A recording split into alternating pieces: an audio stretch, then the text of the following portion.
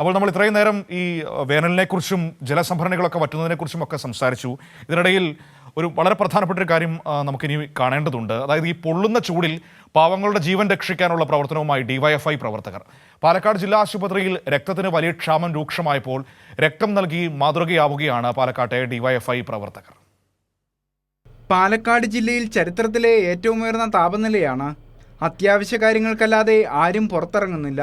ആളുകൾ പുറത്തിറങ്ങാതായതോടെ പാലക്കാട് ജില്ലാ ആശുപത്രിയിലെ രക്തബാങ്കിലെത്തുന്ന ദാതാക്കളുടെ എണ്ണവും കുറഞ്ഞു.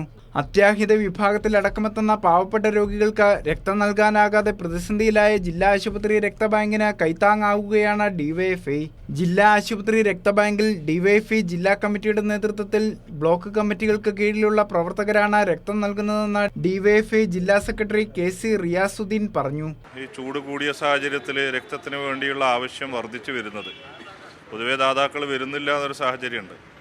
അപ്പോഴാണ് ഡിവൈഎഫ്ഐ അടിയന്തരമായി ഇടപെട്ട് ഈ വരുന്ന ഒരു മാസക്കാലം തുടർച്ചയായി ഡിവൈഎഫ്ഐയുടെ ബ്ലോക്ക് കമ്മിറ്റികളുടെ നേതൃത്വത്തിൽ ഈ രക്തബാങ്കിലേക്ക് രക്തം ദാനം ചെയ്യാനും ഈ രക്തബാങ്ക് നിറക്കുന്നതിന് വേണ്ടിയാണ് ഇപ്പോൾ ഡിവൈഎഫ്ഐ തീരുമാനിച്ചിട്ടുള്ളത്.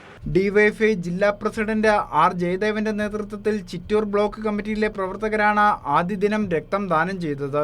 ഓരോ ദിവസവും 25 പേരാണ് രക്തം ദാനം ചെയ്യുന്നത്. വരും ദിവസങ്ങളിൽ മെഗാ രക്ത ക്യാമ്പ് സംഘടിപ്പിക്കുമെന്ന് ജില്ലാ ഭാരവാഹികൾ പറഞ്ഞു. ആശുപത്രിയിൽ ഡിവൈഎഫ്ഐയുടെ ഭക്ഷണ വിതരണ പദ്ധതിയായ വയറെരിയുന്നവരുടെ മിഴി നിറയാതിരിക്കാനെന്ന മുദ്രാവാക്യമുയർത്തി ഹൃദയപൂർവ്വം പദ്ധതിയും ആശുപത്രിയിലെ രോഗികൾക്കും കൂട്ടിരിപ്പുകാർക്കും കൈത്താങ്ങാവുന്നുണ്ട്. കൈരളി ന്യൂസ്, പാലക്കാട്.